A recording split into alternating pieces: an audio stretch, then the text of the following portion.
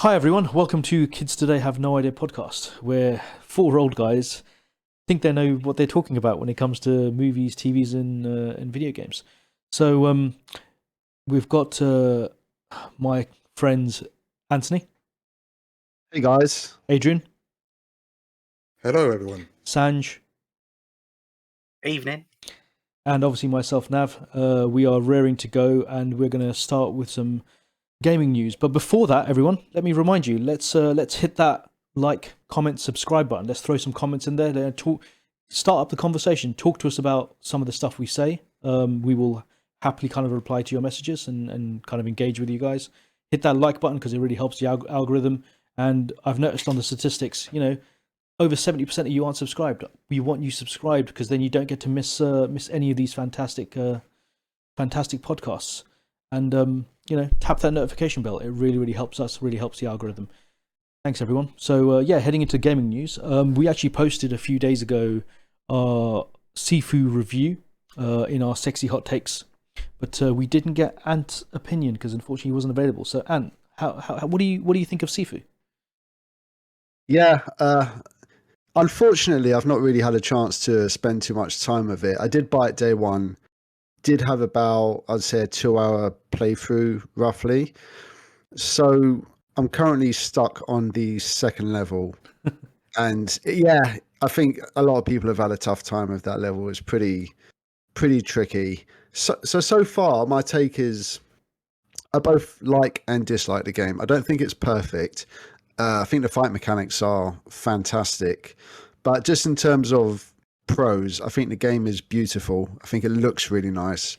I think they've gone for it's quite intelligently actually. They've gone for a super low textured style, very similar to Life is Strange aesthetically. I don't know if you've played that game, story-based point and click game. Mm-hmm. It's pretty good.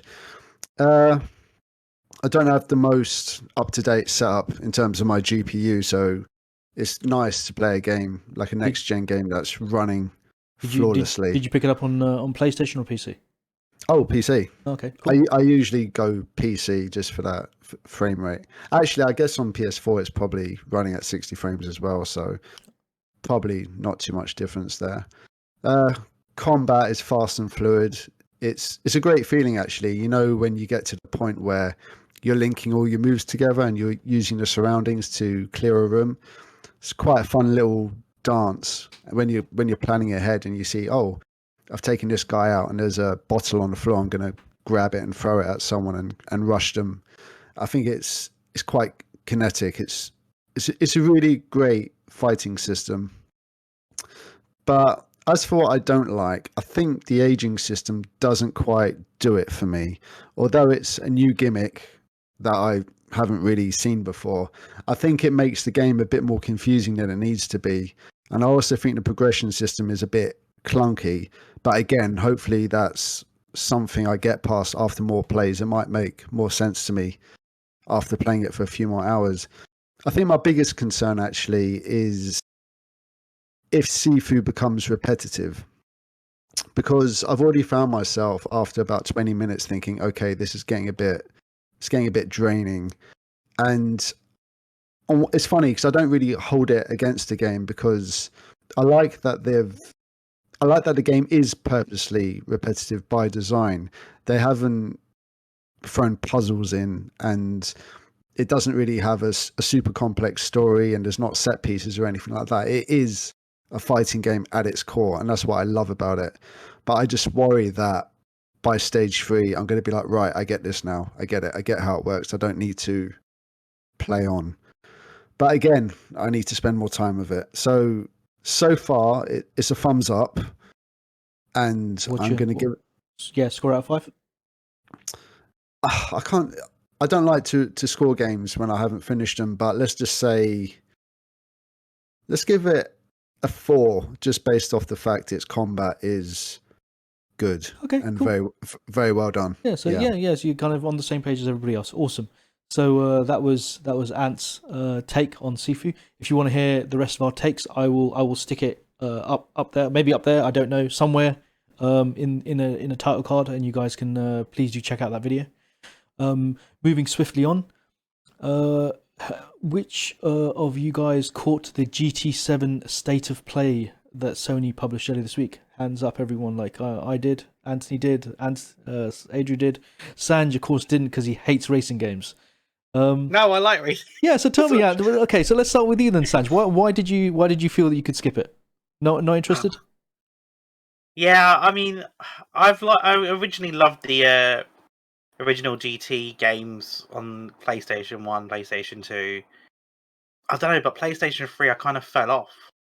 I think. I think the biggest and there problem were as other well. games that were just more exciting. Like I remember playing Metropolis Street Racer, I think, on the Dreamcast and stuff like that. It was just some things just felt it was too simulation for me.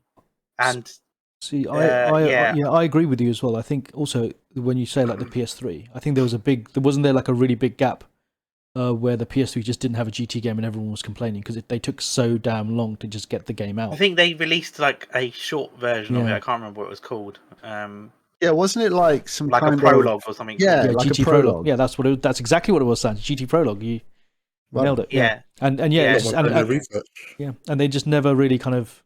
Yeah, you're right. Like they never really kind of came out. And then it just fell off. And then I think we were playing Burnout on the 360 and other kind of more arcadey games that were just fun, quick pick up and play. And then I got in like Need for Speed Underground. I was big into that.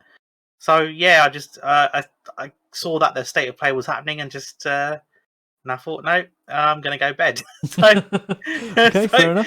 I thought I'd leave it to you guys to talk about it. All right, wise choice. Yeah, Adrian, what do you think? How did you find the GT7 State of Play? Yeah, like Sanj, I was a big fan of Gran Turismo back in the day. But it looks good, the presentation looks good, and I'm sure it'll be a very good game. But I'm not sure if I'm into those sort of clinical races anymore. I think, like Sanj, I've played like Grid and Burnout, and I kind of sort of transitioned to like Forza Horizon and stuff like that. So I'm sure it'll be a really good game. Lots of cars, lots of variety. But it's not a game I'm dying to pick up. It'd be interesting to see how it will compare ultimately to the new Forza Motorsport whenever that comes out. But I think even Forza Motorsport has maybe taken the crown from Gran Turismo. So yeah, I'd be interested to see how they compare. Okay, Anthony? Yeah, I'm feeling the same as Adrian and Sanj, to be honest with you. I've never really been a big fan of realistic driving sims. I remember playing GTA Spec, I think it was called, on the PS2 when it came out. And it was a big deal at the time. It was like the system pusher for the PS2. But I found it insanely boring. Not that it's a bad game. I just don't gravitate towards realistic sims in any capacity. Like, I actually tried Microsoft Flight Sim because on paper, I really like the idea of a really technical flight sim where you have to learn, all the buttons and what everything does. But it's good on paper. In playing it, it's very lengthy. It takes a long time to get into. It's not pick up and play. And I find the same thing with every other sim. But driving sims for me, I'd rather play something like F-Zero, Burnout, Crash Team Racing. It's quite lost on me, so I'm not the audience. Literally named, like every series you just named doesn't exist anymore. Well, they brought back Crash, didn't they? Well, not Crash Team Racing. Have they brought back Crash Team Racing? Yeah. Oh wow. Okay. Well, it was a redo. It was a remaster. Remaster, yeah. Okay, let's think of another one. Mario Kart. Okay. Well, talking about Mario Kart, what does everyone think about them releasing 48 new tracks? It was the one redeeming thing of the Direct, in my opinion. Not Earthbound? Oh. Mario Strikers for me. Mario Strikers, yeah? No? Nah. Oh, okay. I'm not excited. How old is Mario Kart 8? How old is it? It's pretty old now. It was a Wii U game. I mean, it was 2017 for the Switch, and it was about 4 years before that. I don't care about the Switch because at the end of the day, on the Switch, it wasn't even a remaster. It was just a re-released game. So it's an ancient game. I think it was a 2014 game actually. It's something that it's a 2014 game. You've nailed it there, and it's something that at the end of the day, like they could have released this DLC years ago. They could have spread the DLC out over many many years. Like I was talking with Anthony about this. I think it was last night when I think I agreed with your statement. Like, why is there just not a Mario Kart 9? Like, what are they doing? Like, why can't they just? Now I understand. I mean, it is the pinnacle of Mario Kart. It is a fantastic Mario Kart game. 8 is a great game, but I don't want more. I don't want, and it's not even new tracks. They're remasters of tracks that already exist, right? No, just give me Mario Kart 9. Just focus on that. It's minimal effort for maximum profit. Of course, I mean, and that's unfortunately what methodology is at the moment. And that's exactly, yeah, it's 100% what that's their the game. is. Yeah. That's their game right now, unfortunately. Yeah. Yeah, which is a shame. But actually, so talk about minimal effort, maximum profit. I actually feel that a little bit about GT. So kind of bringing it back full circle back to the GT conversation. I watched the state of play. I was quite disappointed by the way the game looked. Because I think Adrian, you mentioned like Forza Motorsport. Like I think Forza Motorsport has been just significant over the many years. It's just been significantly better a game, sim racing game than Forza than GT ever was. And they managed to release it more regularly. They've got a much more like they're not spending like a decade between releases effectively. The game's gone like from strength to strength. It's got like amazing cars. It's got a really really good kind of customization system. They've got a really good alternate version of it that they release every now and then in the Horizon series, which is still quite a simmy racer. Like it's got arcade elements, but it's still quite a simmy racer. And that's and Horizon 5 was absolutely like mind-bogglingly good looking and bright and vibrant and really really fresh, and a real fresh take on that on the genre. And then you go back to the muted colors of GT. I watched it and I was like, and I know it's rose tinted glasses, but it reminded me of GT2 in just the way it looks, and GT and GT on the PS3. It's like, wow, they've just not pushed this at all. And fine, everyone's like, oh, but look at the replays, they look amazing. But the replays have always looked amazing, and the replays in every racing game look amazing because they don't have to worry about all the AI and the rest of it because they're replaying a scene.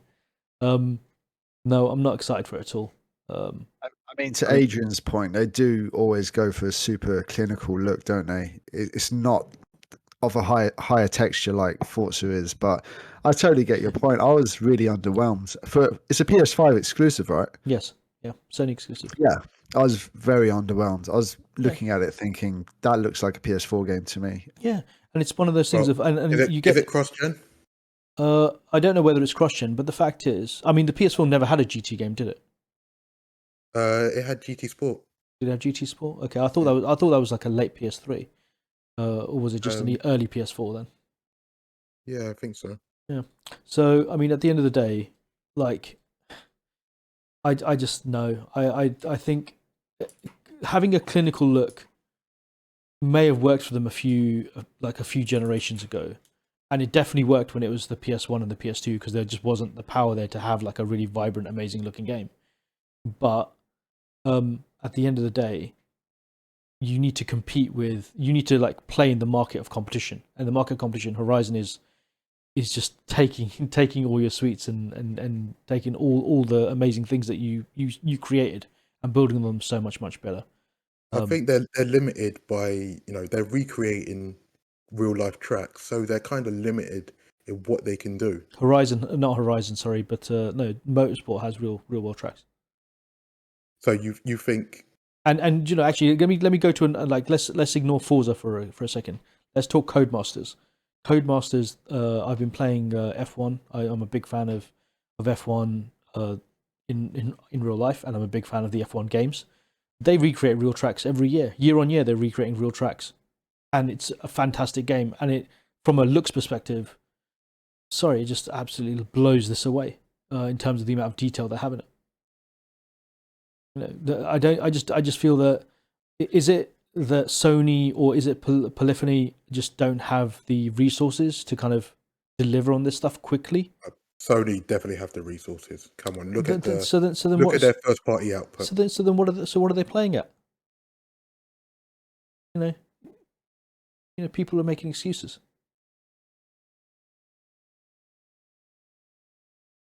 Anthony, you're muted. You're mute. Yeah, there you go. Technical hiccup. I was muted. Technical I hiccup. was saying it's a design choice purely. They have the resources. It's Sony. The game's been in development for God knows how long.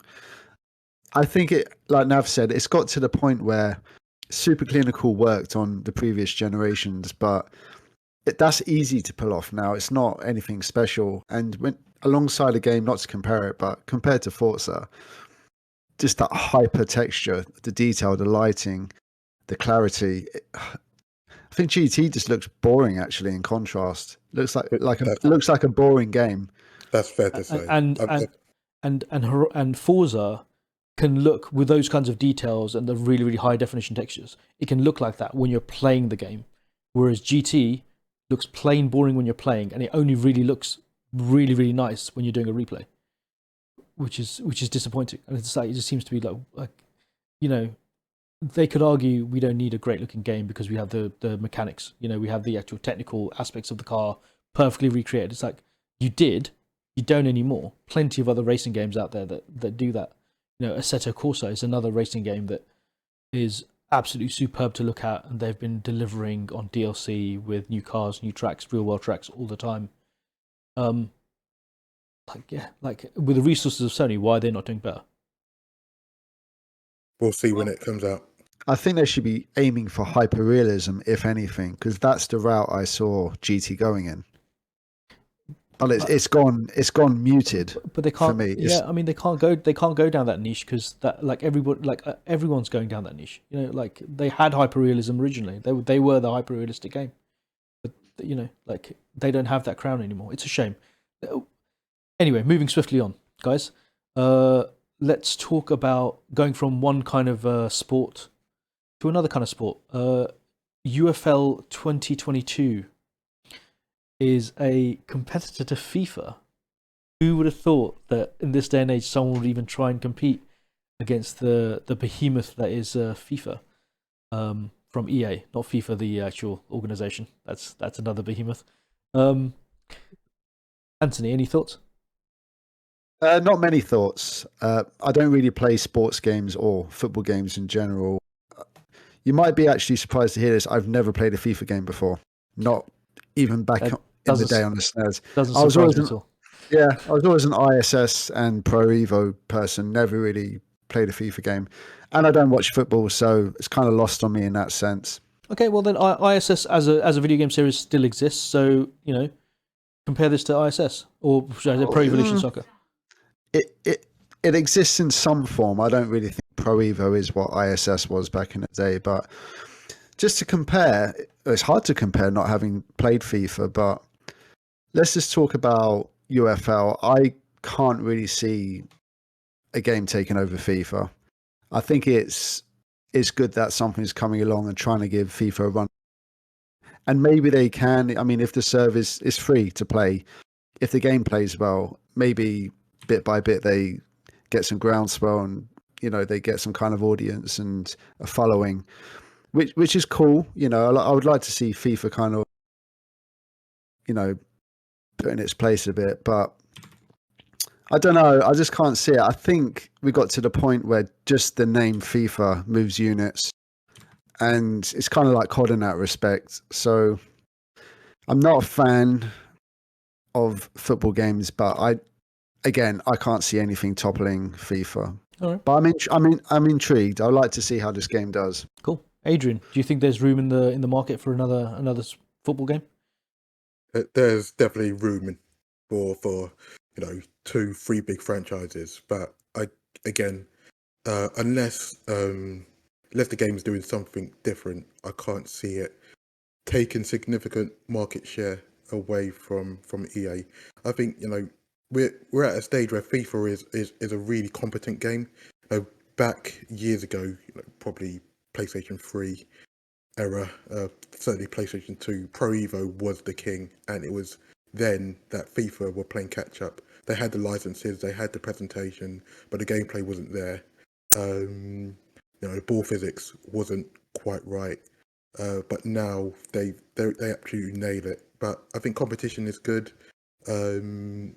Hopefully it can spur an EA to create an even more competent package, because the risk with FIFA is it's just a money making machine with Ultimate Team, and hopefully they'll start making some more dramatic changes, because it could just be a season update. They just toggle defending a little bit, toggle attacking a little bit. So I think it's good to have some more competition, and we'll see what the game can deliver in the future. You bring up an interesting point, because I remember again going back a few years, there was always the debate every year of like, oh, which game are you going to buy this year? Is it going to be ISS or is it going to be Pro Evo or FIFA? Or are you a fan of one or are you a fan of the other? And it always used to kind of be this kind of battle between the two, and that kind of FIFA just kind of won that. Like back in what was it, maybe FIFA 16, around that era, 16. FIFA 18. FIFA 18 and 19, I think, was the gameplay transition, and I think there was 1 year when Pro Evo sold really well, and I think from then on EA really started to buck up their ideas. I think the problem was a lot of Japanese developers seemed to struggle to transition into the next gen, and I think that is when Pro Evo and Konami really started to struggle. I think actually, if memory serves me, it was on the PlayStation 3 where we started to see the downturn of Pro Evo. Sanj, what are your thoughts? Yeah, going on that, I think it was actually because I was like you guys, we were going back now, 98, 99, we were FIFA guys, and then we switched to Pro, which was ISS at the time. And we were like, you guys did. I was all about Road to World Cup 98. Great FIFA game. Yeah, so after 99, we were like we shifted. And after that, I think we were on Konami, like we were Konami for all the way. And I think for me, after that, I think it was about 2007, 2008, FIFA had realized, oh, we need to actually start basically copying Konami's style a little bit and start really focusing on mechanics and not just be an arcade football game. And I think the real shift probably was around 2012 and onwards, and I think that's when it really, really was like starting to take away that share and like dominate the football market. So yeah, I've basically owned a copy of FIFA for like 10 years, except for this year. I think this is the only year I haven't bought the newest copy of FIFA, and that was because I was getting bored and I was buying it and I was playing Ultimate Team and trying to grind out, because I don't believe in really using microtransactions and buying packs and stuff, because it's just a waste of money basically. But so how much do they update these games every year? So how much difference is there in last year's FIFA compared to this year's? I haven't played this year, so I don't know. But I guess the demo was they did mess with it, and it does play differently, but I think it's a negative. Yeah, see, it plays worse. Right. So I many years ago I used to buy it yearly. I switched to buying it every other year because I felt yearly there just wasn't enough change to justify buying it again. And more recently, I haven't picked one up since. I've played the newer ones because they're now on Game Pass. I haven't picked up the latest FIFA because I know it's going to come to Game Pass in a few months, and so I'm just willing to wait. But yeah, like I'm kind of like an alternate year guy, because I don't feel they make big enough strides year by year. Right.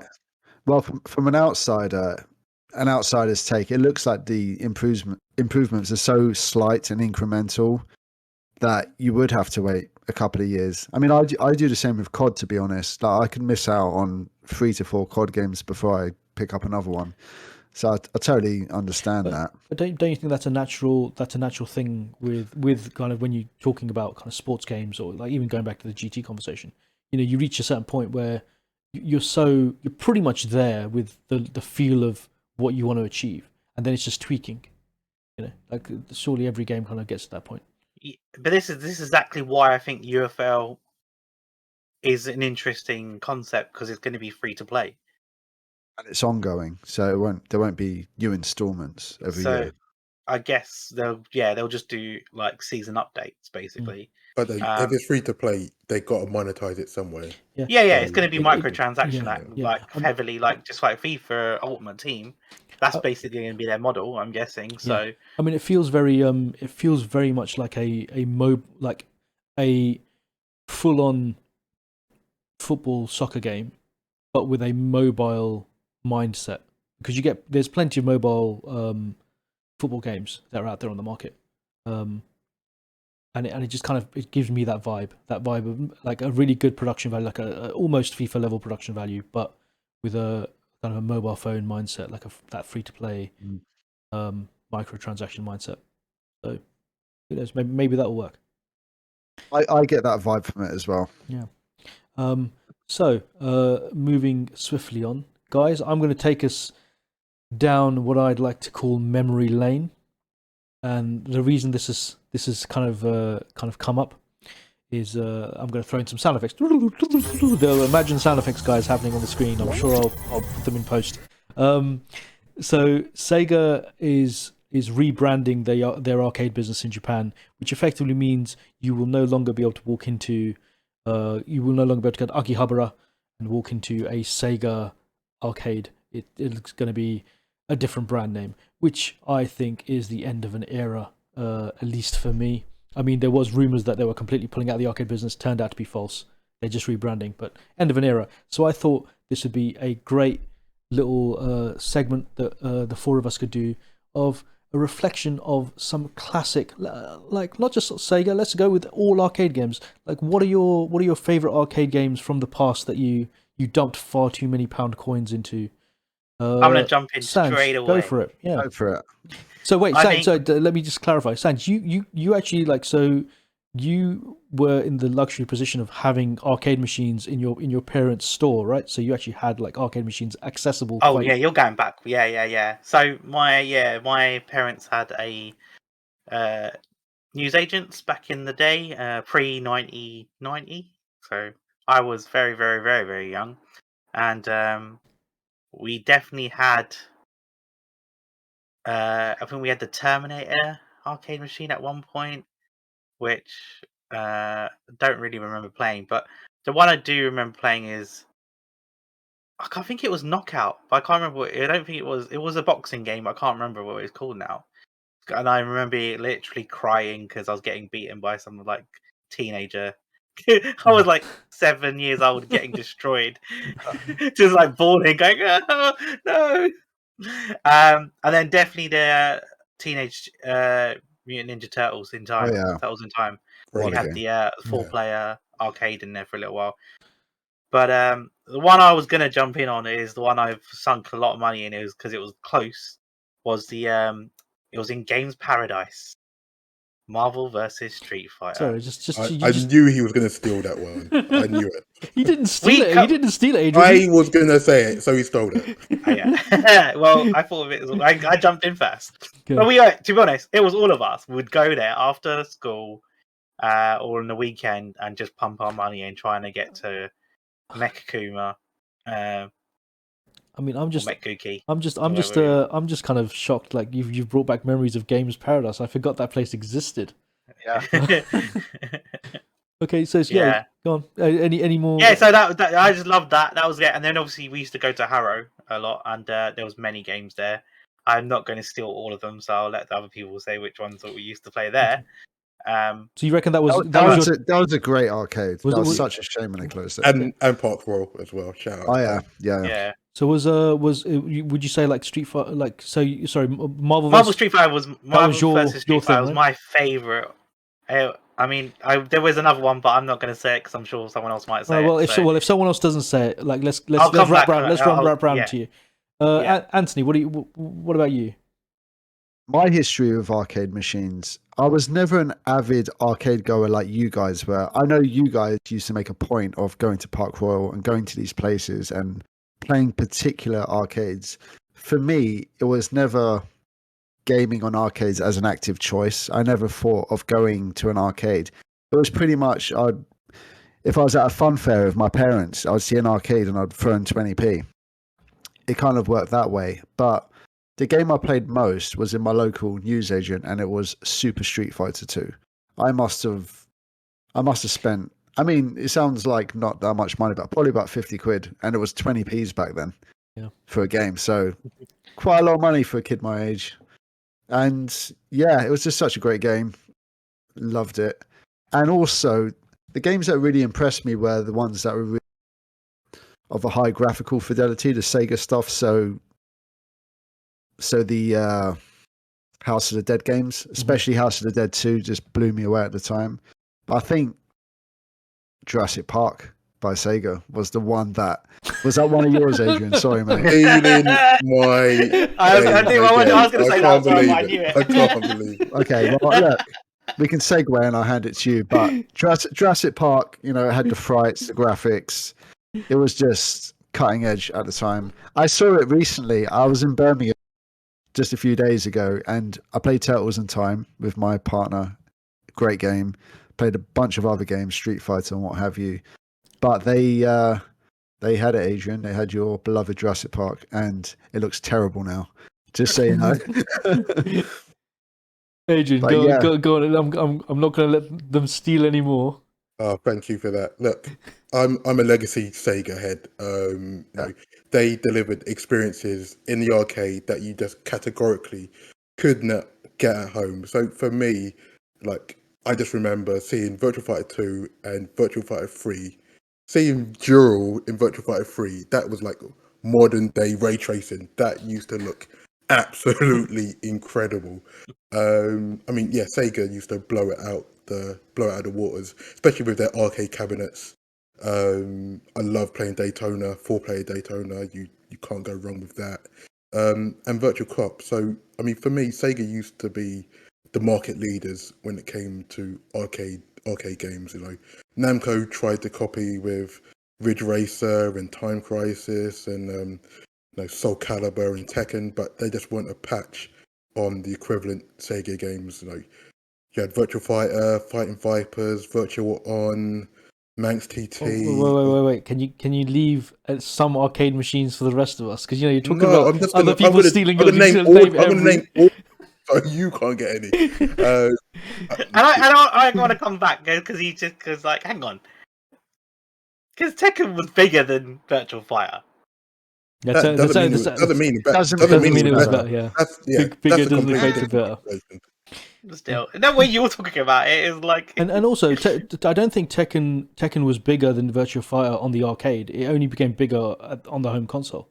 Like, that was because of the success of the PlayStation over. And Time Crisis was massive in the arcade. The Time Crisis was definitely bigger than House of the Dead, in my opinion. I think a lot more arcades had Time Crisis. Virtual Cop.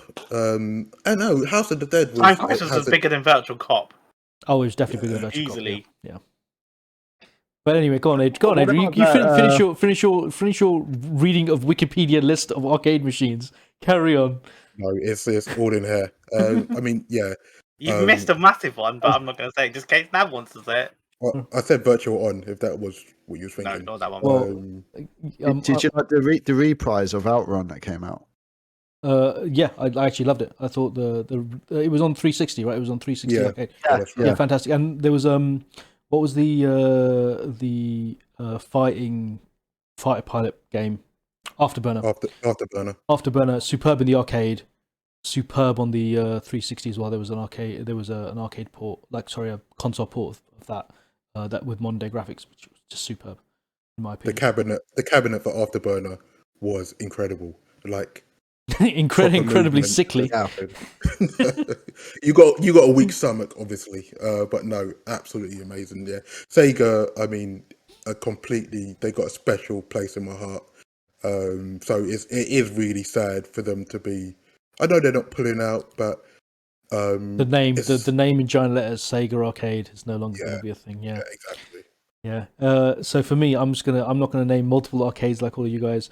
You guys all remember, or at least some of you should remember, like Dance Dance Revolution. For me, was the arcade that I've probably dumped I've probably put in so much money into the arcade machines. I could have bought one for my own house, and I was at the arcade 2, 3, 4 times a week, dumping £50 a time in my early 20s, late teens. I'd get my paycheck from work and I'd be straight down the arcade dumping money into these machines and doing all sorts of crazy maneuvers. I was much slimmer back then because I was just on these machines so much. I remember when you could buy the mats for the PS1, and I'd be at home practicing on the mat just so that I could go out and impress all the girls with my dance moves in the arcades. Were they impressed? No, well, there weren't any girls in the arcades at the time, so that was where my plan fell flat, unfortunately. But yeah. Talking about that's what you did. Talking about falling flat, did you ever deck it whilst on Dance Dance trying to pull off a 360? So there was one time I was doing a 360, and the guy before me had spilt his pint on the actual thing, and yeah, I almost decked it. But it actually had handholds behind you. You did, yeah. And that saved me from probably doing a hideous injury to myself, because the whole machine was built I was full metal, and there was lots of kind of sharp angles.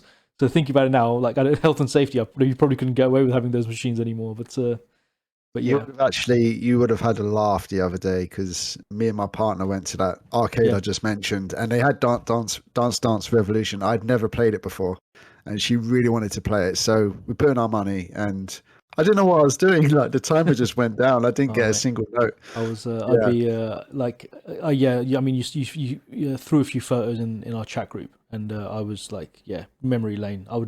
Next time I'm in Birmingham, I will 100% visit that place, because it looked awesome. Yeah. Sanj, I'm going to loop back to you, because you said you had one more that well, I'm pretty sure he didn't say Sega Rally. He didn't say Sega Rally. No, you missed Sega Rally.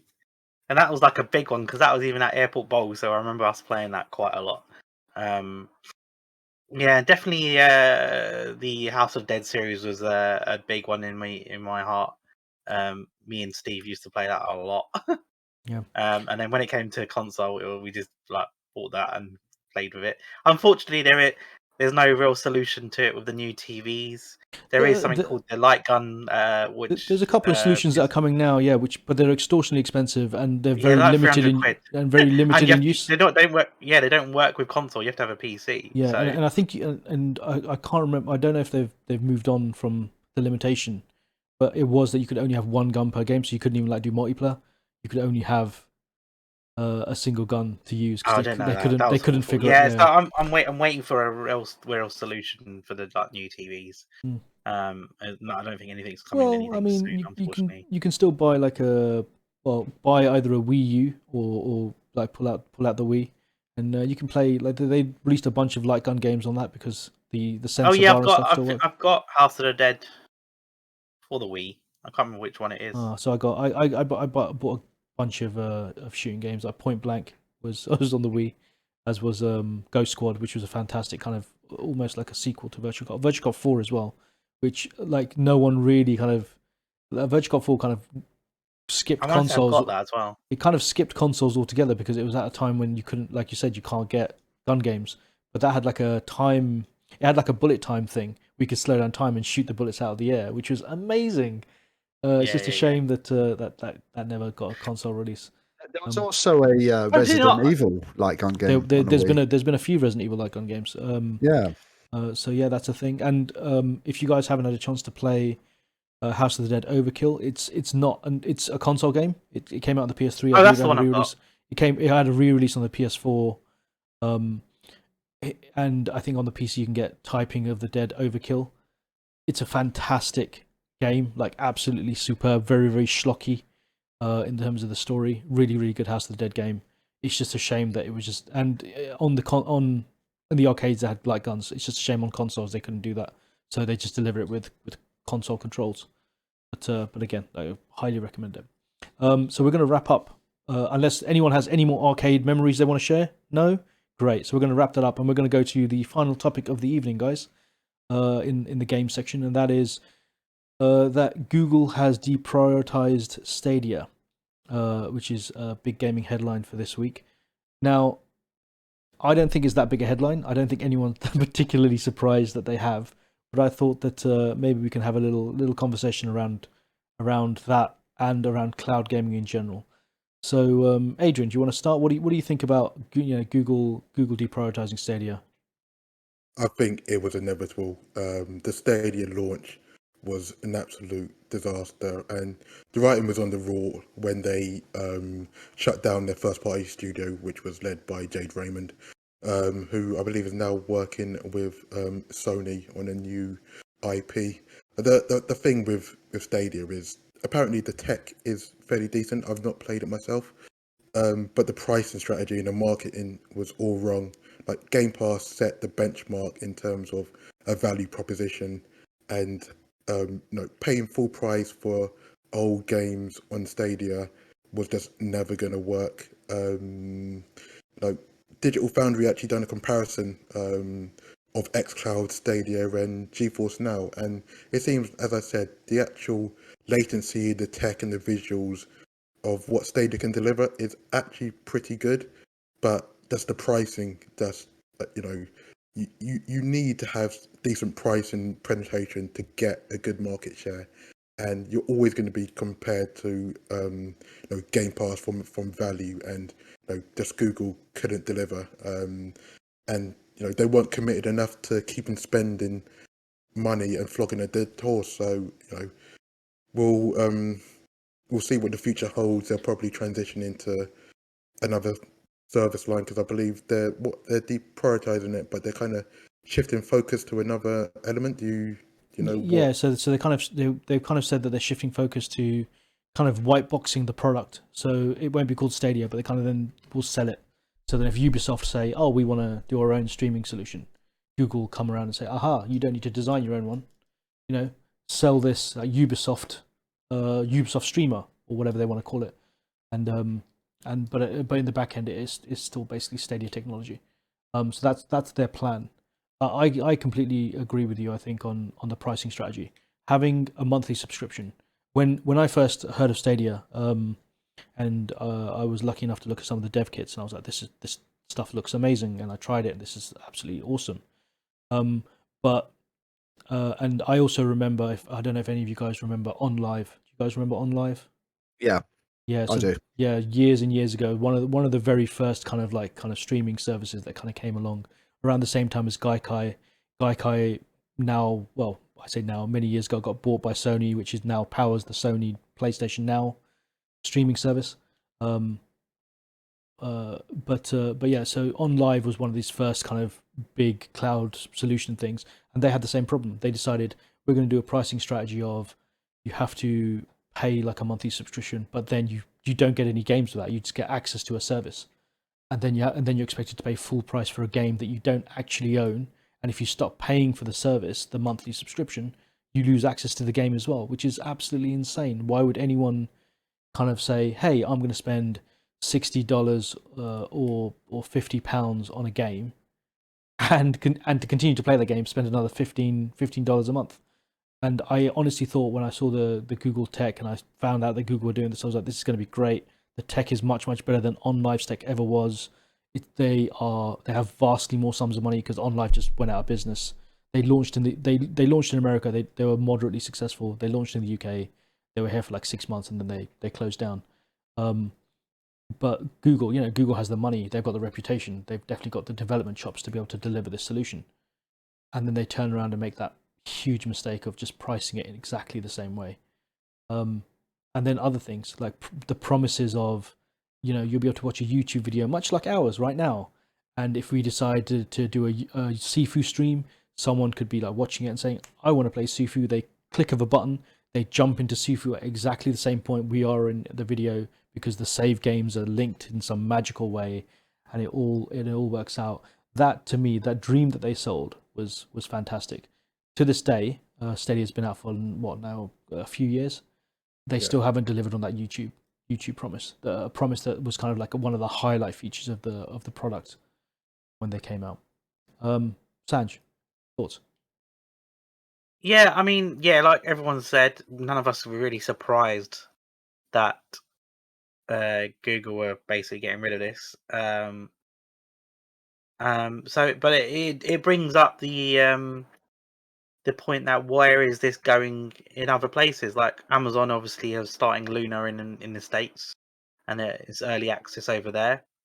I've seen various channels who have got access to it using it in the States, and like it seems like an interesting proposition. And like obviously with AWS and like them having all the tech behind them as well, and that's where Amazon makes all their money anyway. So it feels like they've got the infrastructure to kind of push this forward. So it'll be an interesting thing, and I wonder what you guys think of what Amazon like. What do you think? Would it be a success? Or do you think it's going to go the way of Stadia? I'm concerned about the name. Do you feel like if Stadia did take off, well, not take off, if it was as promised and it fulfilled the hopes on paper in terms of pricing and the streaming service itself, do you think people would invest in a Google system? And likewise, do you think an Amazon console could also take off compared to what Sony and Microsoft and Nintendo are putting out? It's an interesting one. It's a difficult one. I think Amazon, they've got a way into people's homes. They've got Fire Sticks. They've got a way to deliver the solution. And I think from a technical level, I believe developers had difficulty porting games to Stadia. So Google were paying huge sums to port games to their service, and it's just not sustainable.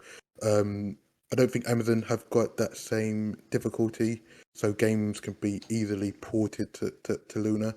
So whilst I think they they've got the cash reserves, I'm not sure how committed they are.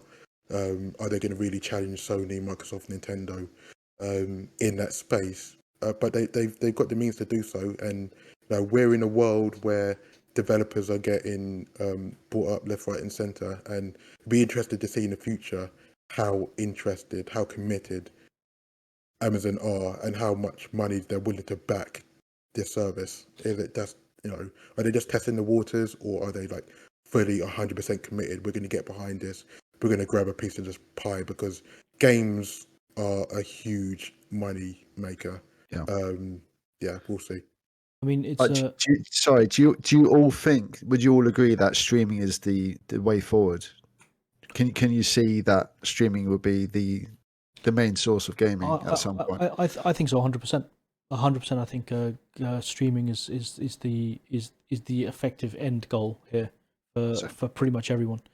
I can see that, like, according to some statistics that came out, the current cloud gaming market in 2021 was at $1.5 billion in terms of value, and by 2024, so only 2 years away, it's going to be at $6.5 billion. So it's a massive increase in terms of like the obtainable market for cloud. So it definitely is something that I think like a lot of people are pushing in that direction. But kind of going back to a little bit of the stuff about Google and Amazon and Luna, I think the problem I have with a lot of these services, and especially Stadia, I think suffered from this the most, and Luna we'll see, like in terms of how they kind of deliver their products. But these companies kind of worked in a vacuum almost. Like Stadia kind of was something that, yeah, cloud gaming happened before, it wasn't very successful, we'll try and do it ourselves.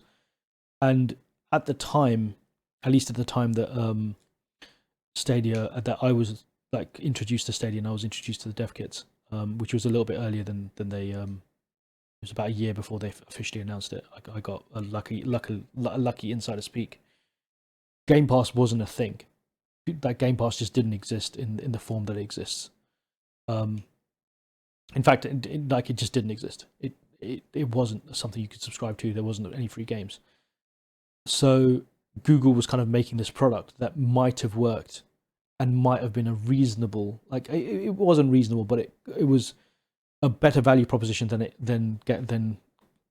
anything else, because there wasn't anything else. But then Game Pass came along and they offer xCloud as well, so they offer streaming as well as the games for free for a single price. And now you find that, like, Amazon are doing Luna, but again, they're coming into a marketplace where Game Pass exists and they know that it exists. So how are they going to play their hand differently? Hopefully they'll play their hand a lot smarter. Talking about kind of the porting issues that Google have, as you say, Adrian, like they had numerous issues with people having to pay developers to port the games over to the system.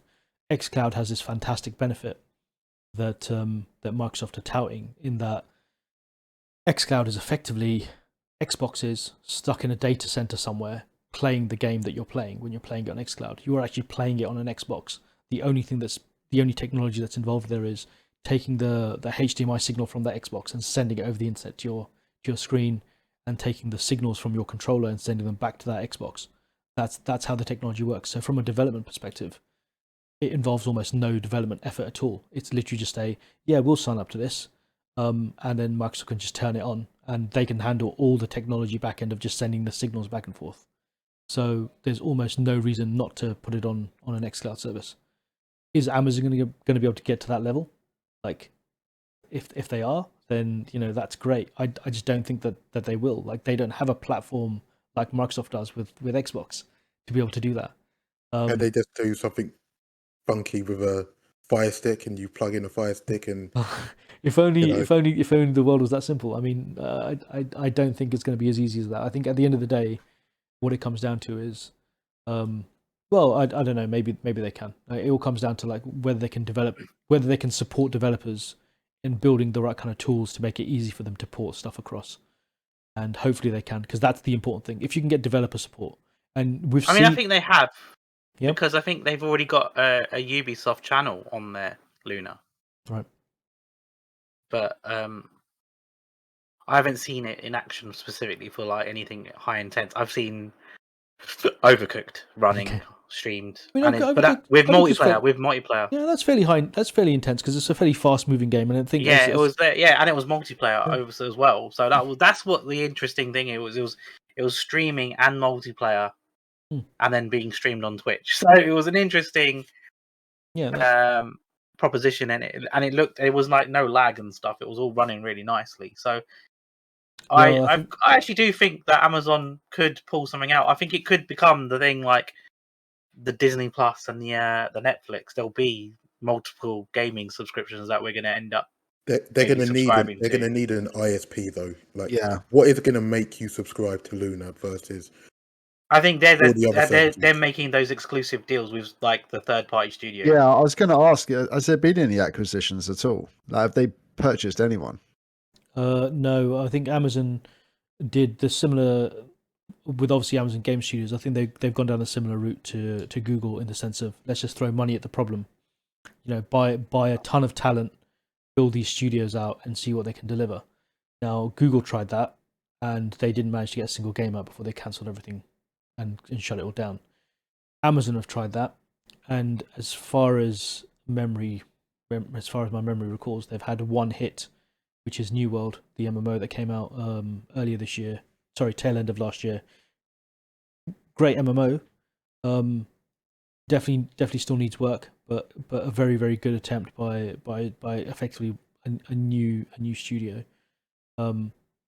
But they've tried other games, and the other games have either been cancelled before they've seen the light of day, or they've been embarrassments where they've come out and they've been in such a sorry state that they've been shut down like 1-2 weeks into launch.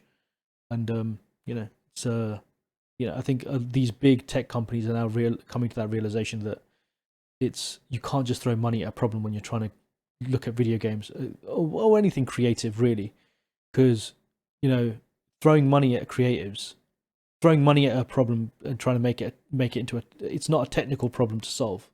If it's purely technical, money will fix that problem. But when it's a creative industry, you can't just throw money at it and get gold at the other end. You need to have good creative people in the mix driving that vision. They need to know the market. How well do Amazon know the gaming market?